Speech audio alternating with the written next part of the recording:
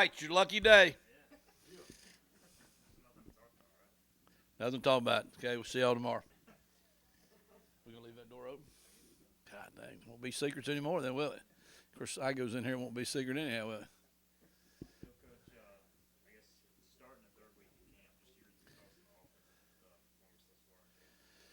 Yeah, it is the third week, and it feels like it in my legs. I'm sure the players are feeling it too. But boy, today was a good one. So you caught me on a good day. We had a really challenging practice today, and the kids responded to it after a scrimmage. They did have some time to rest Saturday night, a little bit Sunday, so that was good. But they don't always come back like that. Sometimes they come back more sluggish if you give them time off. Offensively, right now, we're pretty much like you normally are. We're inconsistent. We got some guys that are really playing well. Like in the scrimmage, Keaton Mitchell was unbelievable. Rajee Harris, he was a great player. Holton Ahlers had the best scrimmage probably of his life, I thought. He had some drop balls, so statistically it may not have looked that way, but he was the best he had ever been. Isaiah Winstead had some really good plays. He did drop some balls, you know what I'm saying? But he showed he's a go-to guy. Jalen Johnson showed he's a big-time player. He's a big-time player. He made some unbelievable plays. He blocked, which if you get a receiver to block like that is a good receiver, then you got something special there. Ryan Jones played probably his best scrimmage that he'd ever played. Bailey Malkovic definitely played the best he's ever played in the scrimmage. Noah Henderson did not play very much. A little bit. He had a little bit of a sore back, and it's camp, so we're being very protective of him. So we had a lot of guys that just did outstanding. Unfortunately, we had a lot of guys made a lot of mistakes in there too, and that's what happens offensively. It just takes a little bit of time to get it going. Our first unit, I feel good about. The seconds, thirds, and we even got fours now, which is awesome.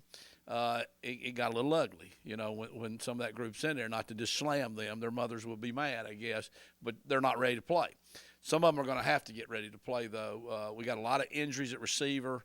That would be probably the second group: Taji, Maceo, Tyler Savage, Kerry King.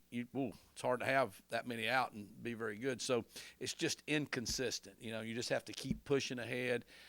Defensively, we're pretty good, I think. I think Coach would think that too. They do a lot of stuff, so it challenges those guys. It challenged Mason. Mason had some really good plays, but mentally they got him. They fooled him a couple of times like that. I got a really good battle going on for the third quarterback right now. Alex Flynn has come back, recommitted, and doing a great job. Had a really good practice today as well. So it's good. It's good when you got competition. Okay? Is that a long enough answer? Good. All right. Thank you. What do you think the whole team could most improve on? Well, Holton's deal is just the same thing. I probably sound like a broken record. Is he has talent around him now, and he doesn't have to go and just win the game by himself. Because what happens by trying to do that, he overdoes things sometimes, and that's when we get burned. We make some mistakes. Now, sometimes he pulls that off. Today he pulled one off that nobody knows except me and him. He wasn't supposed to do that, and it worked, which we do kind of have a saying. If you're going to screw up, you better damn screw up by making the play, and then we'll fix it after that. But that's the thing. Just take what they give you. We're going to give you enough plays to make good plays. I'm going to put you in that situation enough if you'll just let it come to you. It's just like Saturday, he did a good job of this. We started off on our 18-yard line. We're backed up. Okay, now the percentages of driving the ball and scoring in college football when you're driving it, okay, what is that, 82 yards, is not very high. Okay, the percentage of something's going to get you in there, and it's not very high. The second series, we were on the 5-yard line. It's hardly ever does people drive it 95 yards and score. He did a good job of. We didn't play really good around him. Had a drop, had another drop. Guy got beat. Kind of hung in there. The third possession, he took us 75 yards for a touchdown, and was let it come to you. Sometimes you just have to set some things up. The next drive, he drove us all the way down the field. We got to a 4th and 2. Coach wanted to go for it, and I probably called a bad play, so that was on me. But he did that's why I say he had the best scrimmage, because he didn't go out there when we didn't move it and just try to make up something and go win the game, which usually causes an interception or a sack or something like that. So that's still what he's working on. He's still working on that and let the game come to him a little bit because he's really improved technique-wise, accuracy-wise. He is so sharp. He works so hard. He studies so hard. There's a lot of things he can do for us. Running back wise, Coach Houston said Marlins kind of stood out a little bit as a freshman. What have you seen from that battle for the third season? Well, I think, and Marlon had a good day today, so that was a good day to have him talking about it too. He probably has moved into that third spot, I think, of after today's practice. Camaro Edmonds, though, has shown some things.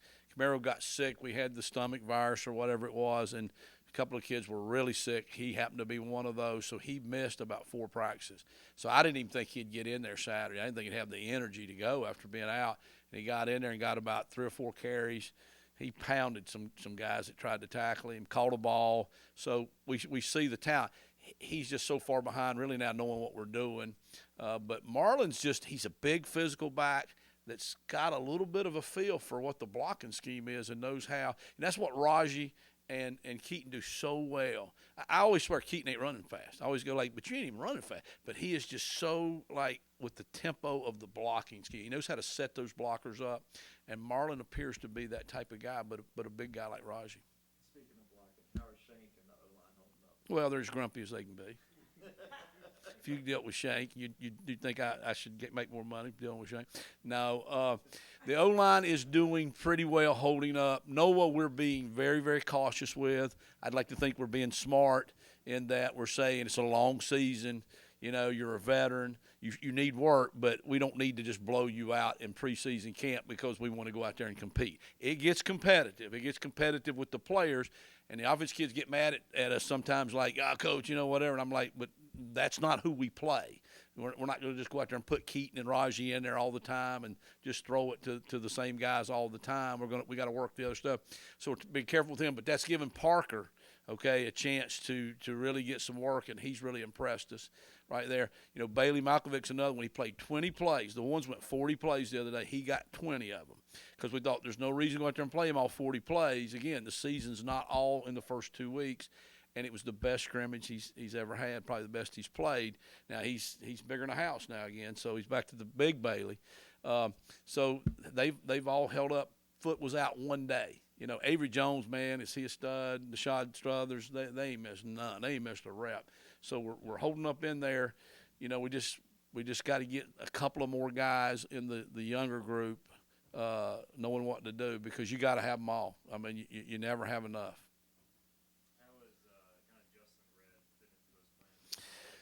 Well, Justin Redd is the other part of that. That's why we could play Bailey Malkovic 20 plays is because what we did with Justin Redd was we started him at guard, and then we moved him out to tackle, and he's done outstanding. Now, he would have graded extremely well in the scrimmage. He had 3 mental errors where it just, he blew an assignment there because he's been here 2 weeks. He didn't have spring ball or anything like that.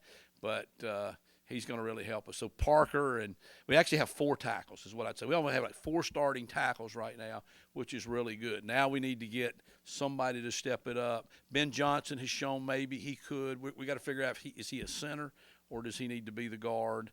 Who's the next backup right there. But starting to feel good out the edges. Now we got to get a little better on the inside with depth-wise. Coach has really sung the praises of Isaiah Winstead, a transfer came in here and has made an impact, it seems. Yeah. Well, he's got big-time talent, you know what I'm saying? And he broke a finger out there one day. And, the only thing with that, he puts a lot of pressure on himself, and we're just trying to relax him a little bit. These guys that have 1 year, man, they're on a different timetable. They're in a hurry. And like I say, he jammed his finger, and it went out of place. And if anybody's ever done that, it's as painful as anything you can do when it's out. You think, you've lost your whole hand. And he was in a panic emotionally because he thought, I'm done. I'm done for the season. I just broke my finger and my hand. And, piano players and receivers, you got to have those digits, and that stuff. So, they just put it back in place, and you're like, oh, wow, that feels a lot better. But it's just, hey, calm down like that. But he Saturday, like I say, he dropped 2 or 3 balls. But you know what? Probably anybody else wouldn't have got to those balls. You know what I'm saying? Holton had so much confidence in him, he knew he could throw it to him. But he came back, and he made some plays. He had a really good day today, too. So we're excited about him. You say confidence. How has the chemistry been with Holton working in with these new faces all over the place? Well, they're working hard together. They have a great relationship. All that's going well. Timing, you can see that's not there. There are just so many little things that like with Snead, and then when you had Blake and you had some guys that were returning, that Holton is able to do and just check off and make individual changes. And they don't know all that stuff yet. You know what I'm saying? They're still in that process. So it's a little slower right now, being able to maybe take advantage of a blitz that Holton can see, and he's ready to change the play, and then they didn't see the signal, whatever like that. So that's the part we got to work on. Depth of routes, the timing of that is a little bit off, and that causes some of those drops because all of a sudden the ball's there a little before they're actually expecting it, or they've run the route a little too short. And that's thrown the thing off. So now the timing's off. So that's what camp is about. And this week, that's been some of the things we've gone over. The offensive meeting last night, when I met with the entire offense, we talked about the polish, now getting the consistency, getting that chemistry on this group here this week. That's what we got to do. And so hopefully by Saturday, some of that will look better.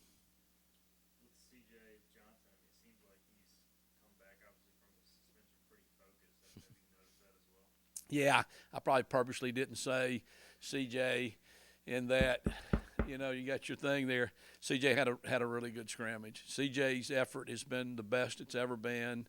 The focus has been the best.